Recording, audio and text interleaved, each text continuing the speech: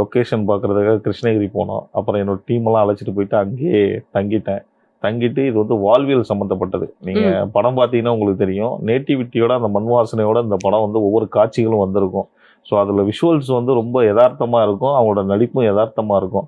அதுக்காக ஒவ்வொரு விஷுவல்ஸும் நமக்கு வந்து ஒவ்வொரு லொக்கேஷனும் நமக்கு யதார்த்தமாக கிடைக்கின்றதுக்காக ஒவ்வொரு இடமா தேடி அலைஞ்சோம். அதுக்கு ஏற்ற மாதிரியே எங்களுக்கு சப்போர்ட்டிவாக நிறைய விஷயங்கள் நடந்துச்சு. அதுக்கப்புறம் அந்த லொக்கேஷனுக்கு அவங்கள வர வச்சு அவங்கள டோட்டலாக ஒரு கிராமத்து பையனா ஹரிய மாற்றணும்.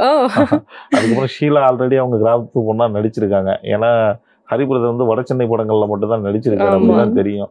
ஸோ இந்த படத்தில் ஹரிபிரதர் வந்து பார்த்தீங்கன்னா ஒரு ஃபோட்டோகிராஃபர் ரோல். அப்படின்னும் போது இந்த ஃபோட்டோகிராஃபர் ரோலை அவர் எப்படி பண்ணுவார் அப்படின்னு சொல்லிட்டு அப்புறம் நான் அவர்கிட்ட சில விஷயங்கள்லாம் சொன்னேன். இது மாதிரி 90s எங்கள் ஊர்லலாம் வந்து இது மாதிரி தான் ஷர்ட் போட்டிருப்பாங்க, இப்படி தான் டக்கிங் பண்ணியிருப்பாங்க, மீசையெல்லாம் இந்த மாதிரி தான் ட்ரிம் பண்ணியிருப்பாங்க, இப்படி தான் இருப்பாங்க. அவங்க பார்க்கும்போது கிட்டத்தட்ட ஒரு அங்கிள் ஸ்டேஜில் தான் அவங்க ட்ராவல் பண்ணிக்கிட்டு வருவாங்க. அப்புறம் செப்பல் இந்த மாதிரி போடணும், ஒரு செயின் வச்ச வாட்ச் போடணும், ஒரு ஓல்டு டிவிஎஸ் 50.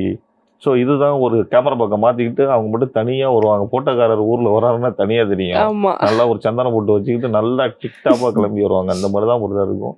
நம்ம அந்த மாதிரி தான் போகிறோம் அப்படின்னதுக்கப்புறம் அப்புறம் அதுக்காக அவங்களும் கொஞ்சம் ஹோம்ஒர்க்லாம் பண்ணாங்க. அப்புறம் நம்ம சொல்கிறத அப்சர்வ் பண்ணிக்கிட்டு கிட்டத்தட்ட அவர் வந்து அந்த ஊர் ஆளாவே மாறி நடிக்க ஆரம்பிச்சிட்டார்.